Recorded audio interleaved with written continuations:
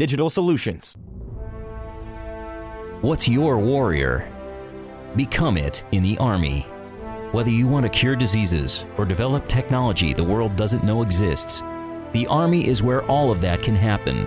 Find out more by contacting your local Army recruiter. Follow on social media at Army Recruiting BN Syracuse. Ask yourself, what's your warrior?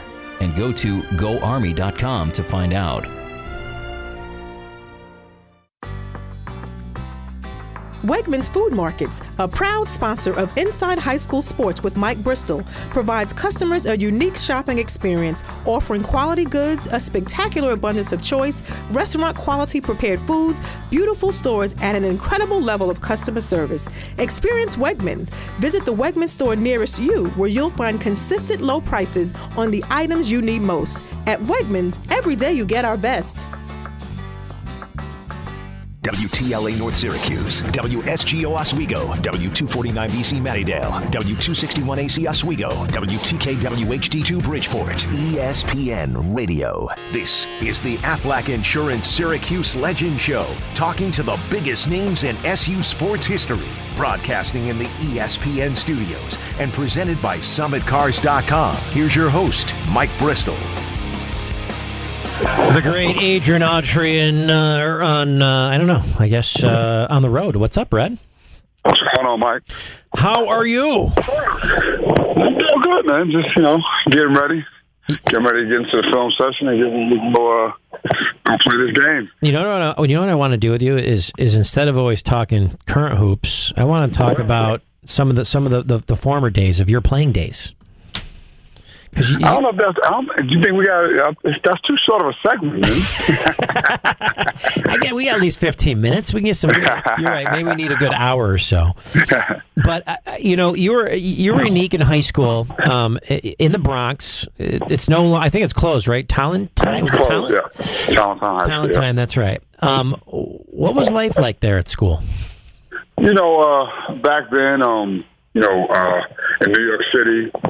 In the 80s, dating myself, 80s and early 90s, it was really competitive basketball. Every team in our league at that time had about 2 or 3 high majors and maybe 1 or 2 low majors. So the competition was extremely tough, and you had to bring it every game in our league, kind of like.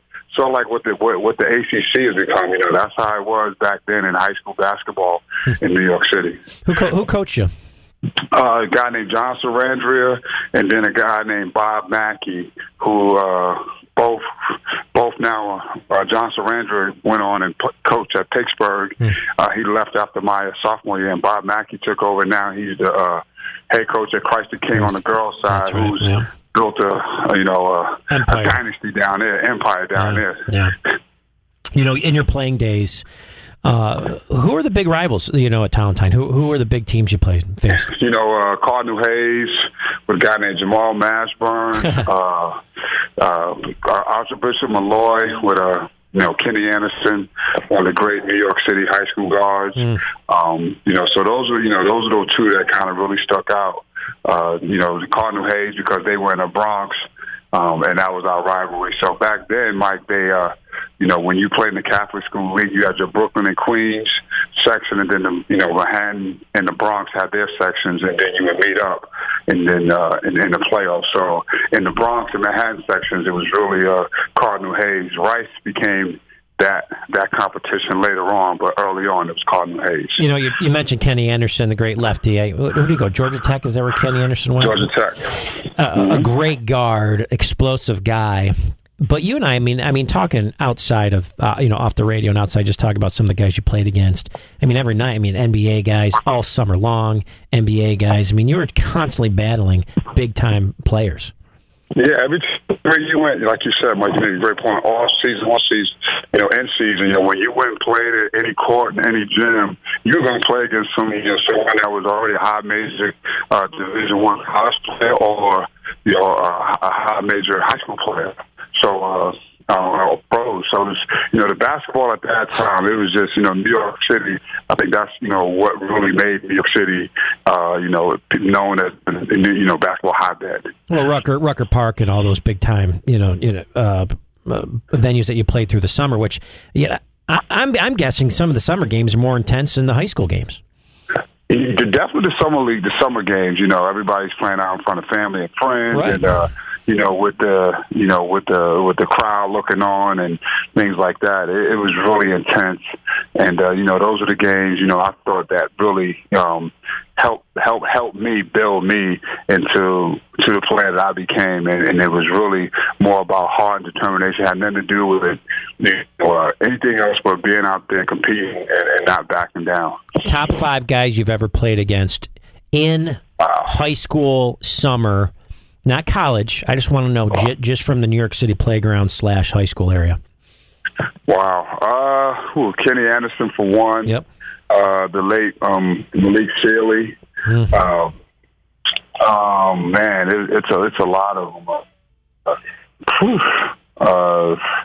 You said it just in New York City? Yeah, I'm trying to limit a little bit because you could go off on a tangent with 100 guys probably. Who was the biggest trash talker you played against? And some summer league stuff. I'm trying to think. A guy named Anthony Cade, who people never really heard of. He was the first 6'9", 6'10" guy that could shoot threes and all that stuff. Yeah. Didn't make it. Went to junior college in Louisville. And then didn't get a chance academically to be able to get on the court. But those are the guys. Jamal Mashburn, unbelievable player, high school player, unbelievable. So those are the guys that kind of come to my mind in New York City when I played. Who talked more trash? Who was the biggest trash talk you ever played against? The biggest trash talk I ever played against probably was a guy that played at Utah State. His name was Lloyd Naismith. They called him the future at the time because he was doing all the stuff. Those dribbles, he could really handle the ball. So he was doing all the handling and all that stuff. Before the and one craze and all that stuff, he was doing it years before then. So, he was a good trash talker. When Jim Boeheim was recruiting you from Cuse, who else was in the mix? St. John's, and what other teams were in the mix for you? Well, my last 5 came down to Pittsburgh because of my high school coach had went on and became an assistant coach there. St. John's, a lot of the guys from my AAU program went there, and the familiarity. And at that time, St. John's, that was New York City. People wanted to stay there. They had success with local kids in Kentucky and Louisville. Louisville was the school that I liked back when Denny Crum coached because they had they played big guards at the time, and Kentucky, Rick Pitino had just taken over, and he had I was a big New York Knicks fan, so he had just left the New York Knicks, and obviously when he was in college with Providence, the success that he had. So that was my last 5. So when you look at did you make all the visits? Were you allowed to make all 5 visits? You can make all 5 visits. I didn't. I think I made 4. I didn't visit St. John's because I already knew that what to expect. I had played up there numerous times and went to watch games there. So how did Syracuse become the school? Conrad McRae. Oh, that's right, Conrad McRae. That's right, back in the day. Oh, looks like Adrian his phone must have cut out. So we'll be right back. ESPN Radio 97.7, 100.1. This is the Aflac Insurance Syracuse Legend Show, talking to the biggest names in SU sports history, broadcasting in the ESPN studios, and presented by SummitCars.com. Here's your host, Mike Bristol. All right, back on the program, the great Alan Griffin. We just caught up with Adrian Autry. Al, what's up, pal? What's going on, Mike? How's everything? I am good. Hey, what an article about you and your brother there in the paper. Tremendous. Yeah, it was good. It was good. It's good to have family around, Mike, as you know, and I'm just fortunate to have my brother around, and it's just a good time for me. When did that come about? How did that all kind of take place, and when did you figure it out? And random phone call or what? It was back then, Mike. I don't want to age myself, but at that time we didn't have cell phones, so a lot of stuff came through. A lot of stuff came through email. Like email was the big thing. Like when I got to college, like I was put on to email. You know, when I was in high school, I didn't have a computer at home or anything like that. So, you know, I got an email from a guy saying that I'm your brother, and I'm like, dude, what? In Syracuse, you know, it was like one of those things. And it came about, and, you know, I knew I had the brother. I knew I had him. We've seen each other before, previous time at a funeral. But outside of that, I haven't seen him since, and I didn't know what happened to them, and wow. It was crazy. But, you know, again, like I'm very fortunate to have him because he's a great guy, great family man, and you know, I learned from him just as much as anything. How amazing is it that you come to Syracuse and he was in the Cuse? Yeah, it's destined, like, you know, yeah. It's destined, yeah. So I'm a Cuse guy for life, you know. Right. Yeah, definitely. You better be. Listen, I was talking with Adrian about his playing days, because we can talk about the team and this and that, but I like actually taking a step back here and looking at playing days and kind of going through a little bit of career. I know we got about 10 minutes here or so I wanted to chat a little bit about it. So take me back to the high school gyms, your best memory, I guess, of Paul Robeson High School in Brooklyn. Bring me through all this for a minute. Well, I mean, I was a pretty good player in high school. And I was probably one of the most exciting players, you know, especially young. Right. My freshman and sophomore year coming up, because I was pretty athletic for, you know, a 6'1", 6'2" guard. So, and I was able to, you know, I had a couple of dunk on people. I dunked on some people and stuff like that. So I had a pretty good reputation. But also, too, you know, my reputation was that I was a good guy. Like, you know, I wasn't like one of these prima donna guys. If you see me around, you know, I talk to anybody and everybody, and I played everywhere throughout the city. So, you know, coming from that, it was just a, you know, great time for me, and I got a chance to play with some really good players. And the thing about it, you know, for me, Mike, to sum up, you know, who I really am in terms of a basketball player is that I had a lot of guys better than me and ahead of me in a lot of my situations coming up, like AAU basketball, some of the guys, in high school. And I always wanted to be the best. And I knew only one way to be the best, and that's just to working as hard as I can when no one was looking. Mm-hmm. You know, and that was my, you know, that was my drive. Like, I was like, I'm gonna outwork you, and the reason why I'm gonna outwork, because you're not gonna see me outwork you. I'm gonna be in the gym, you know, from hours and hours and in. And you know what? You know, my academics suffered a little bit for me because I was just in the gym all day, and you know, my freshman year, I was ineligible for the first half because of just being in the gym till 11, 12 o'clock at night, just trying to be the best. But I got my act together, got my grades up, and was able to play the second half on a really good high school team. And, you know, our high school team, we produced, on my high school team in 4 years, we had, I think, 15 Division I players.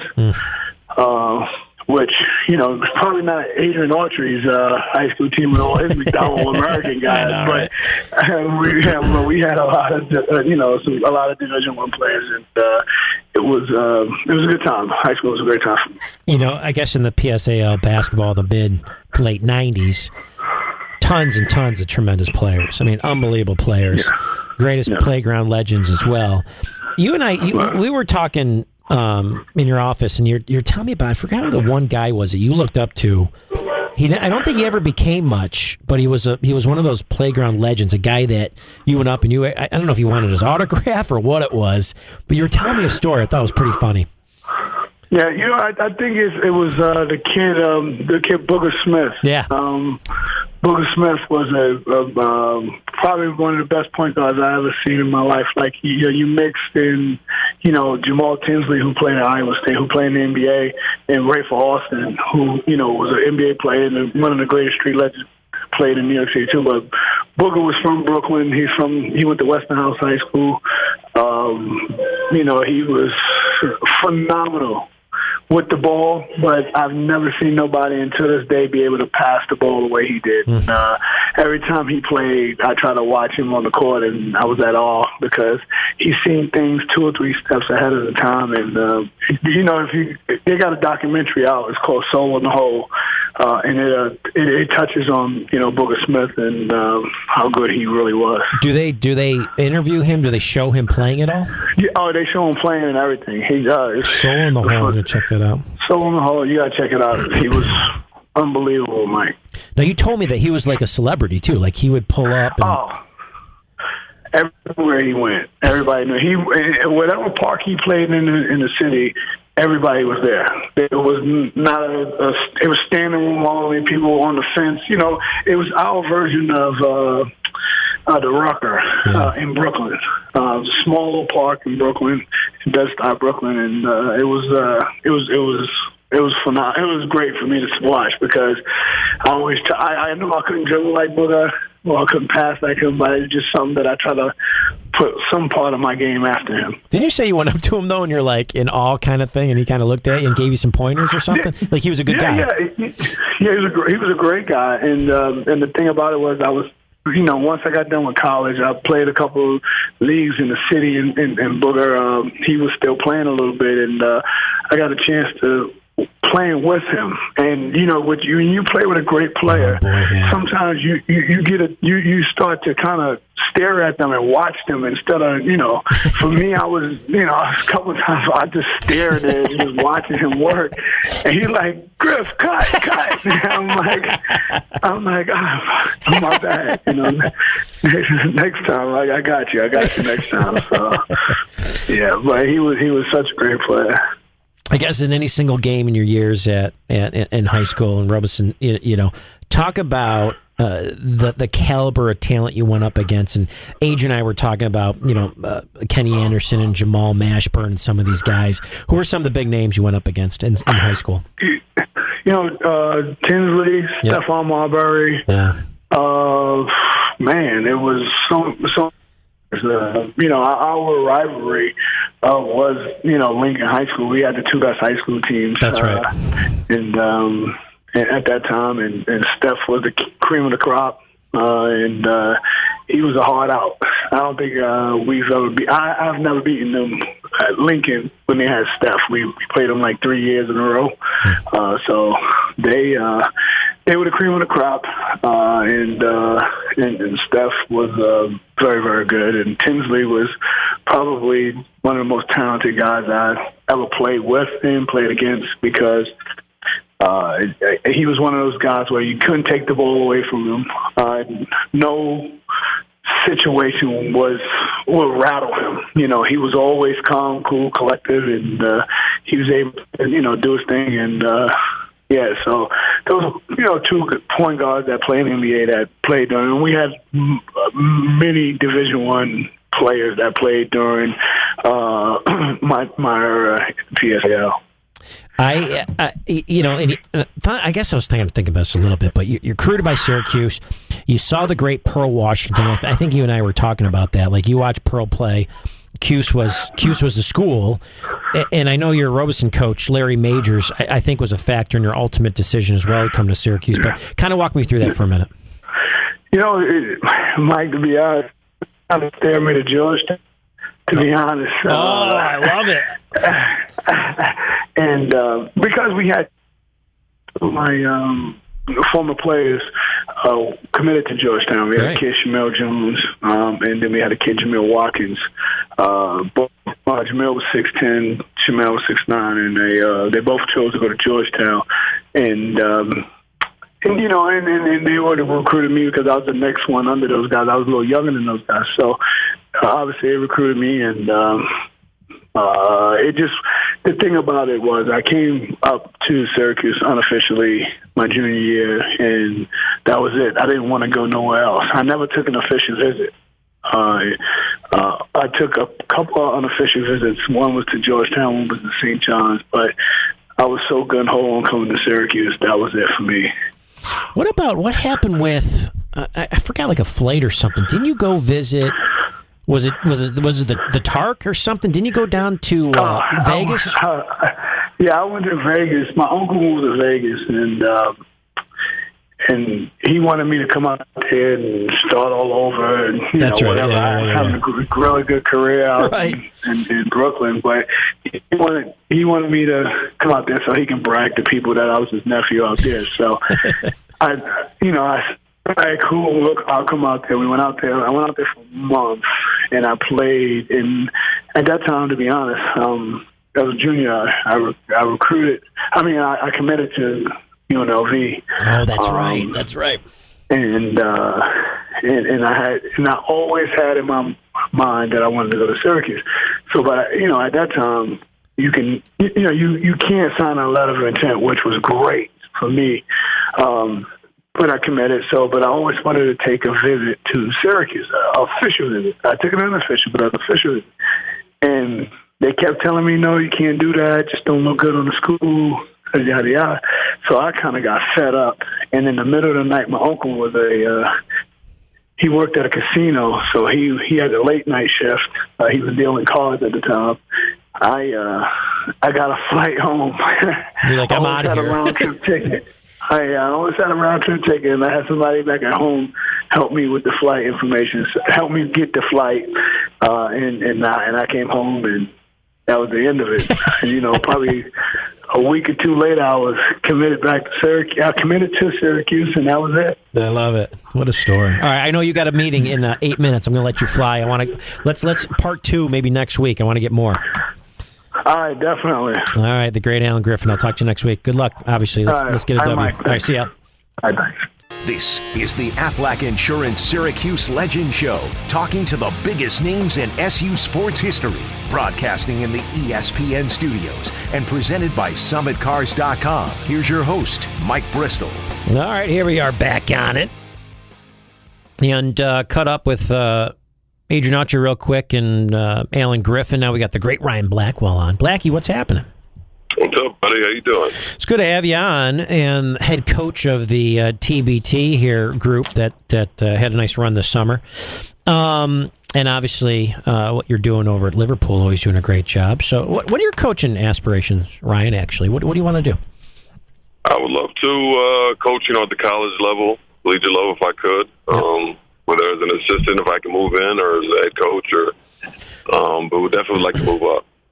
So have you been, I guess, circulating resumes, hustling a little bit, getting stuff out there, or how does the whole process work?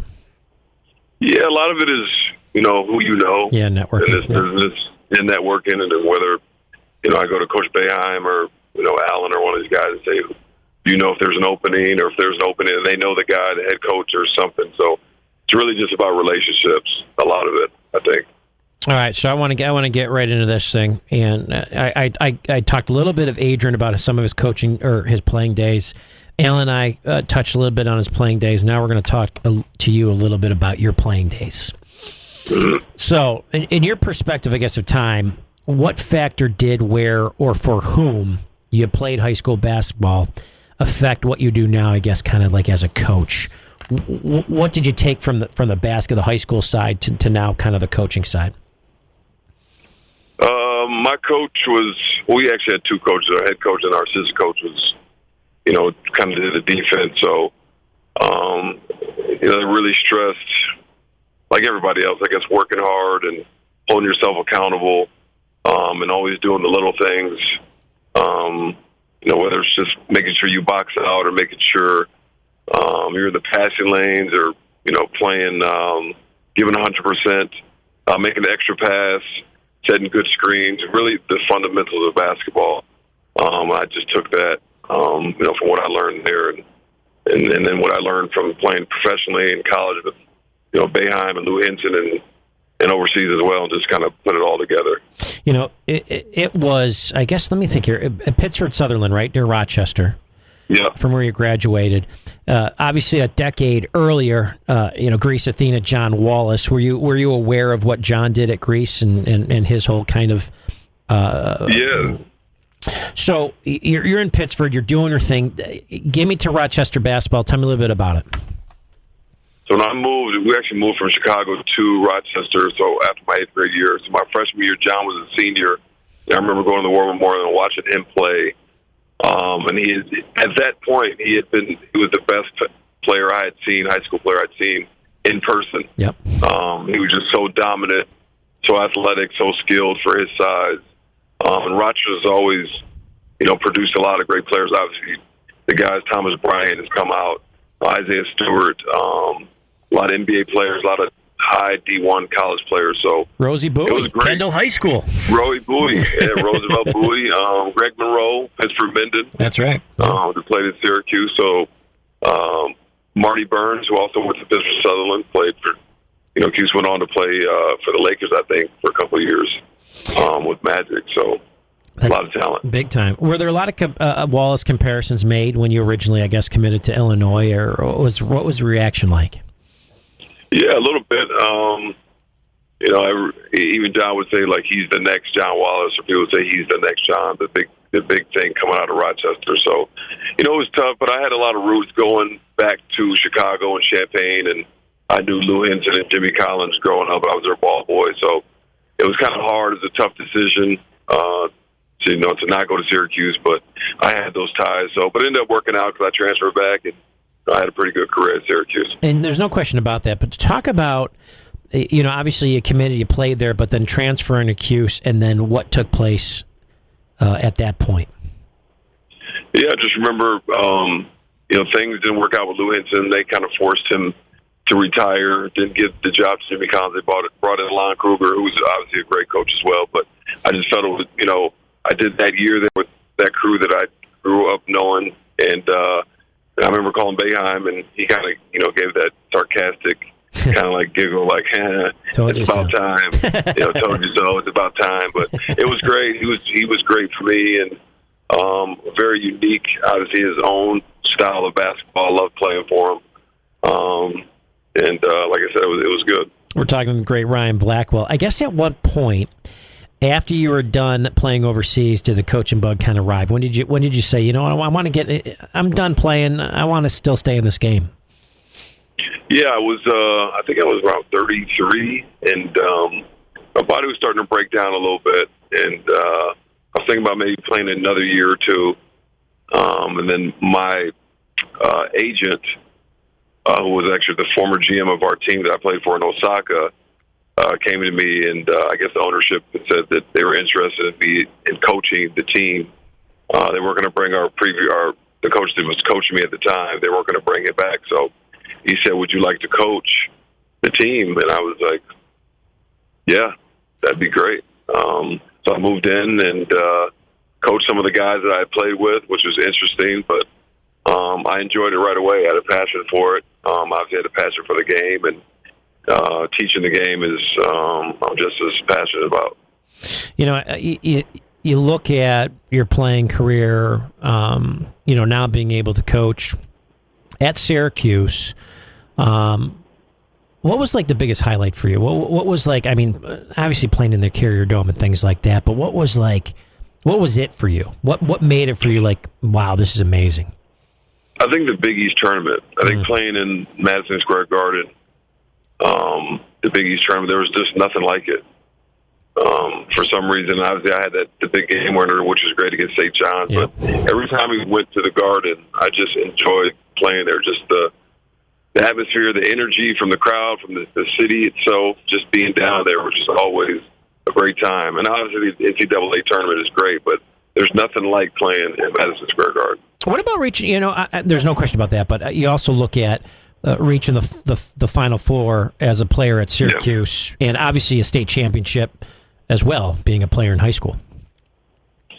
Yeah, reaching the state Final Four in high school was what we did was unbelievable, especially the run that we had with our team 2 years ago. And when we lost to Michigan State my senior year, I felt like we were the best team. I think we started off 19-0 that year.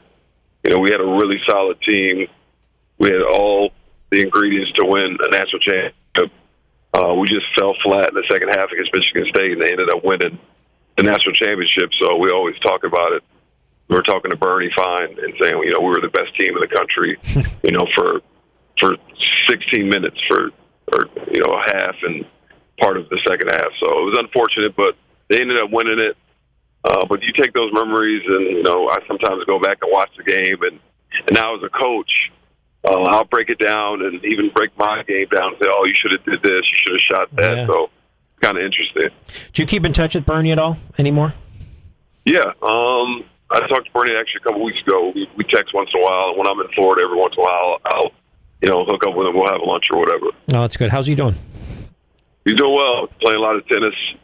And just hanging out. I think he still does like insurance.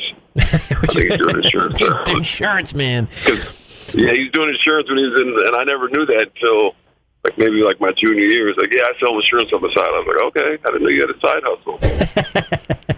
All right, Boeheim's Army. Talk about the TBT tournament. What do you like about it? What don't you like about it? What are your thoughts about it, I guess, overall? I love everything about it. I think it's a great brand of basketball, especially for the summer. There's nothing like it around. It's better than the NBA Summer League because these guys they're older, they're more experienced, they've been playing, for a long time overseas. And you got a lot of former NBA guys and a lot of, college guys that are playing big-time basketball overseas. So it's a really good brand of basketball, and you can win a lot of money. And now it's on ESPN. It gives guys, a chance to get on TV and get their name and their face out there. So it's really good. What do you think in terms of winning something like that? What does it take? And listen, you sit down with Coach Bouie, he always says the same thing: you're as good as your players. And you're a great coach, okay? And he's a great coach, but you got to have great players. How do you get the best players to come out to this?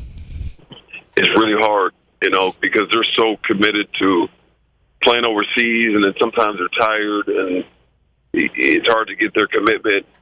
And I talked to other guys, the Marquette guys, one of the players, Lawrence Black, has played for me overseas, and he's been playing for them. And I asked him, how long do you guys practice? And he says, we get a good week to 10 days of training camp, going hard. Mm-hmm. And you can tell the difference. It's hard to get these guys committed because it's summer, they have kids, they have families.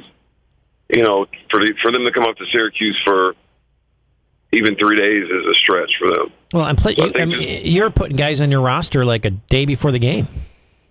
Yeah, and we wanted Chris McCullough. We still weren't sure about him because obviously he was overseas and he would have been a great addition, but he made the playoffs and continued on and won a championship. But Trish got hurt. He would have been huge for us. Yeah. We brought in Jordan Crawford, who was a Syracuse guy, but a known scorer, and you just kind of hope for the best. You see what you can do with what you have, and it is what it is. Are you contacting guys as early as now to say, hey, if you're available, it'd be great to have you on the team? Yeah, I talk to Kevin Belby all the time and still talk to Devendorf, and we kind of put it in their ear and say, think about the summer. If you're not busy, if you have nothing going on, it'd be great if you could join us. And it's just like I said, hard because they're committed right now to their seasons overseas or wherever they're playing in the G League or whatever it may be. But every once in a while, like John Gillen, I'll hit him up and see how he's doing, or Trish and Sutherland, all these guys, just to keep in contact with them. There's always that thought where you see some of the teams where there's some former, Hakeem Warwick who was in the NBA and things like that. Are you still trying to pull a Deion Waiters or something like that, or did you guys kind of realize, hey, that's not going to happen? Yeah, it's really tough. Obviously, we tried the Melo thing last year, but that was negative. But Deion Waiters, obviously, if he's under contract, anybody that's under an NBA contract cannot participate. So we don't look at those guys. Who tried to contact Melo? Who did you guys go through, or what you guys do?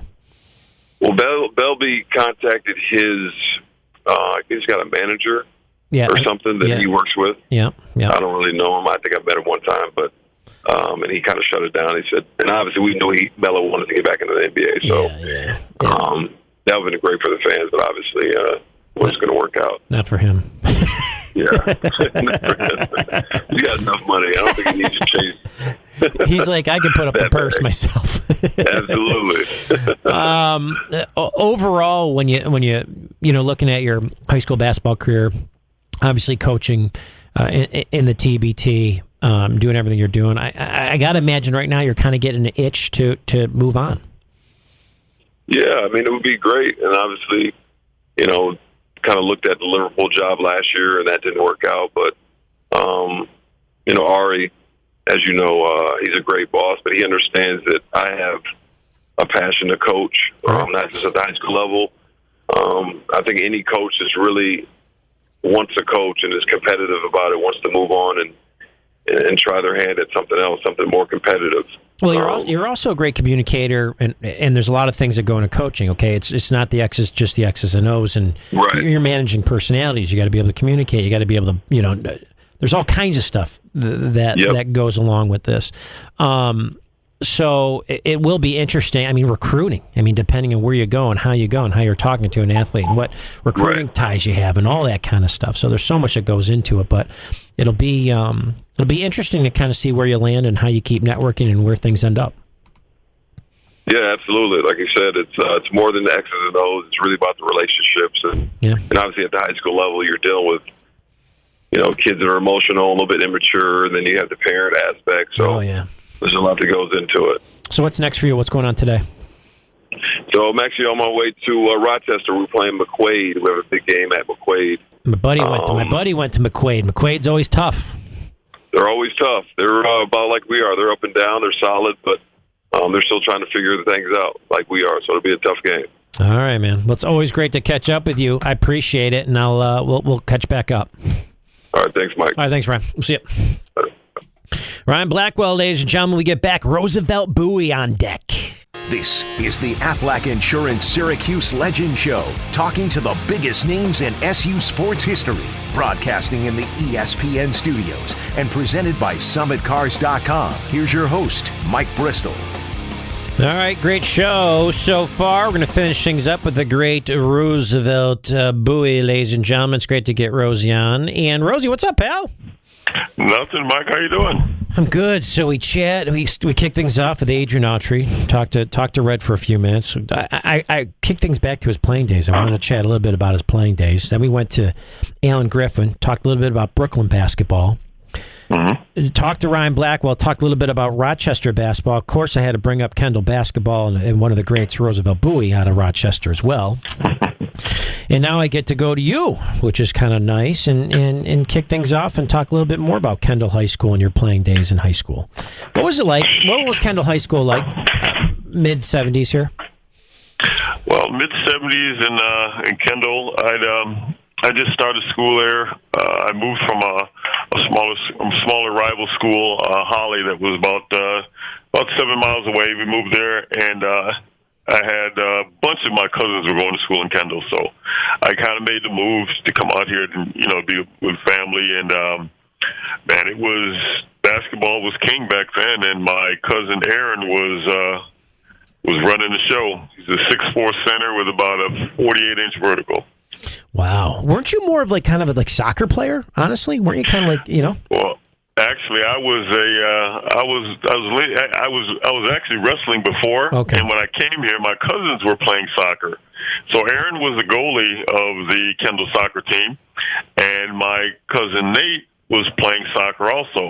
He's about 6'6". He's built he's like a Randy Smith clone. So they were playing soccer. I was a tad bit too big. I was already 6'9", tipping the scales at a whopping about 100 pounds. So they weren't going to get me out there. If somebody did a slide tackle, there's too many legs to be taken out. So my coach said I could be on the team, but the basketball coach talked to the soccer coach, and there was going to be no playing time for me.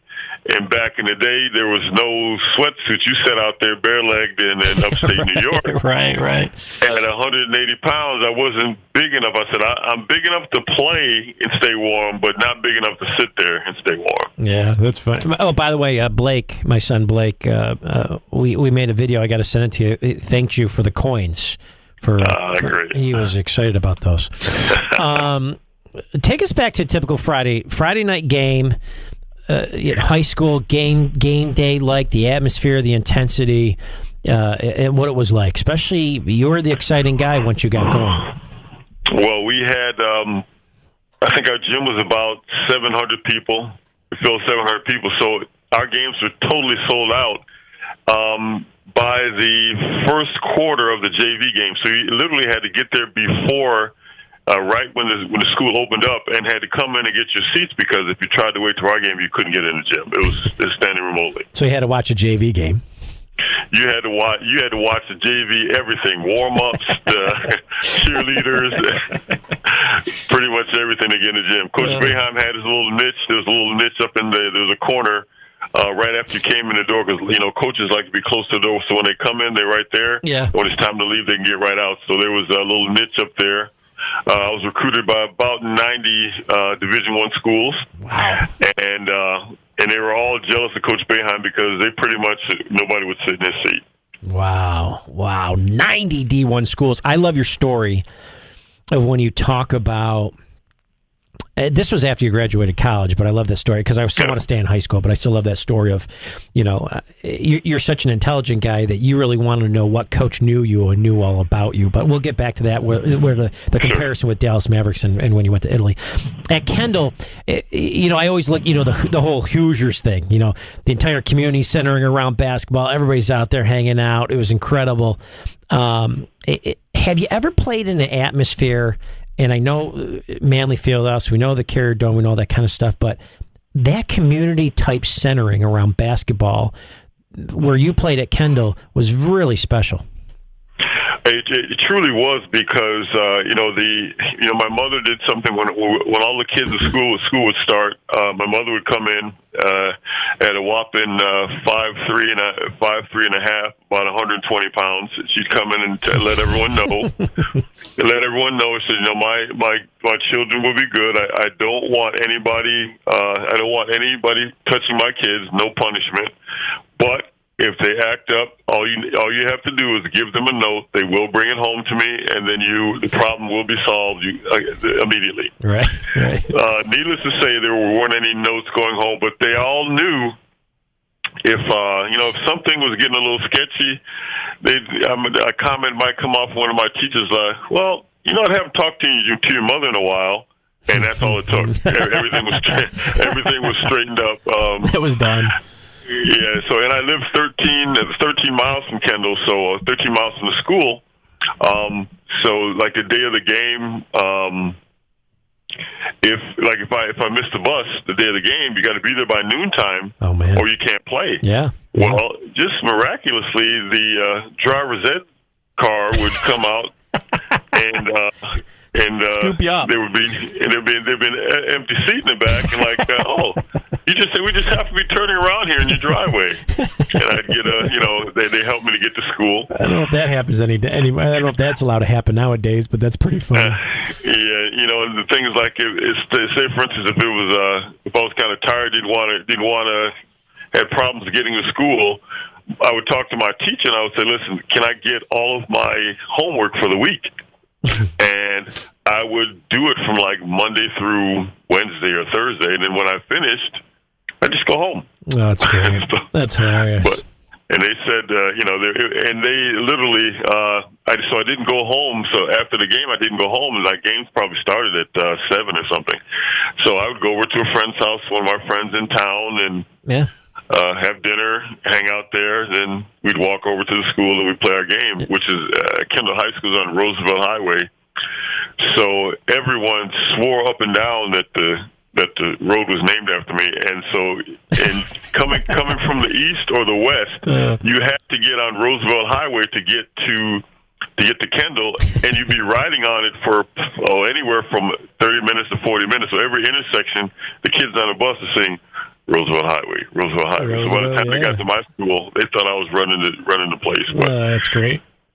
Oh, it was fun. Louis Orr, you still give him some flack? You're the enemy at Georgetown. What the heck? He went to, actually, I called Lewis, and I said, "Hey, a job is a job." We never had that whole I hate Georgetown thing because, and be quite honest with you, I don't hate anybody, but I dislike anybody that thought they were coming into our place to play against us and not just lay down and let us win. So that's right.